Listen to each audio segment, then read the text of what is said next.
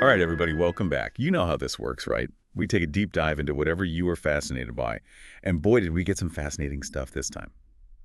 Someone wanted to unlock the secrets of something called mental physics. Oh, yeah, I've heard of that. It's pretty interesting, actually. So we're talking about the teachings of this guy, Edwin John Dingle. Mm-hmm. Went by Ding Le Mei, too, apparently. Really went all in on the Eastern vibes. Definitely. And almost 100 years ago. Really ahead of his time in a lot of ways. So mental physics, it's like a system, right? Not just some random ideas. Right, yeah. Practices, teachings, kind of the whole package.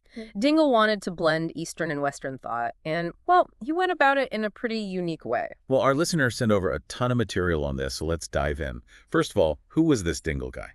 Well, he started out as an editor and explorer early 1900s. Sounds adventurous. Right, but you can tell he was looking for something deeper. And then, bam, he goes to Tibet. This is like classic spiritual journey stuff. Did he find what he was looking for? He claimed he met this master who basically blew his mind wide open, awakened memories of past lives, all that jazz.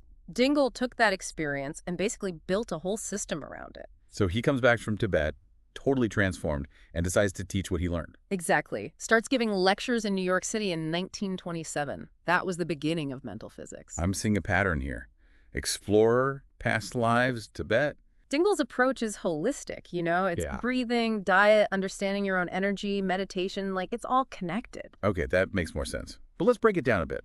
Our listeners sent over some stuff about prana. Oh yeah, prana. That's like the life force, the vital energy that flows through everything. And they say it's the fuel for thought.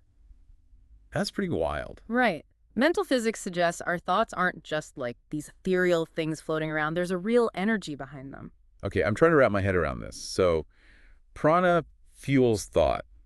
But where does the prana come from? Well, they believe we get it from breathing, but not just any breathing. It's specific techniques, very precise. Like pranayama.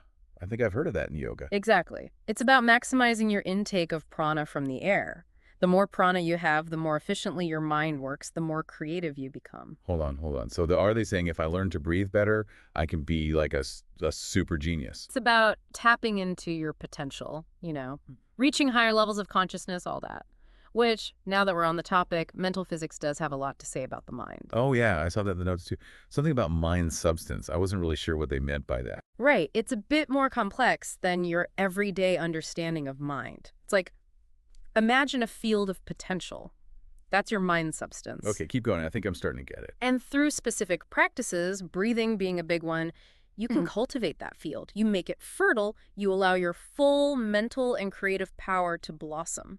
So it's not just about thinking positive thoughts. It's about, like, actually changing the substance of your mind. Bingo. Mental physics is all about action, about practice. You don't just sit around and think about it. You do the work. And it's not just about feeling good physically. It's about refining your energy to support spiritual growth, enhance your mental clarity. It's all connected.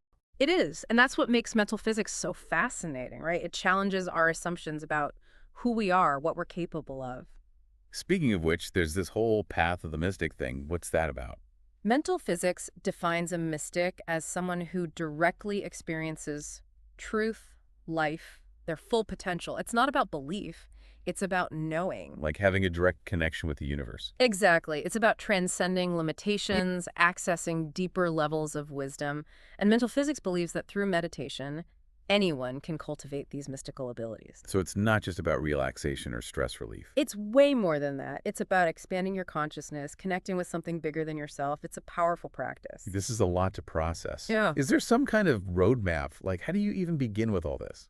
Well, mental physics does have a structured learning system. There's the Initiate Group course, which is 26 lessons covering the basics. Then there's 124 advanced lessons for those who want to dive deeper. 124. That's serious commitment. Right. But if you're really dedicated, there's even a teacher's course to, share the knowledge with others. Wow, this Dingle guy really created a whole universe of teachings.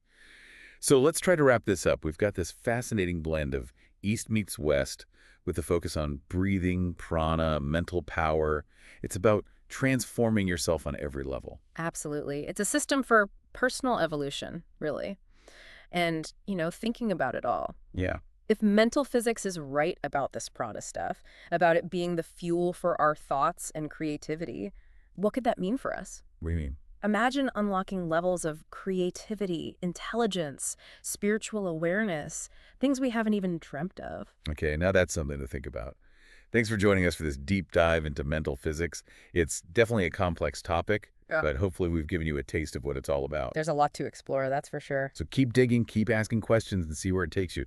Who knows what you might discover. Exactly. Until next time, everybody.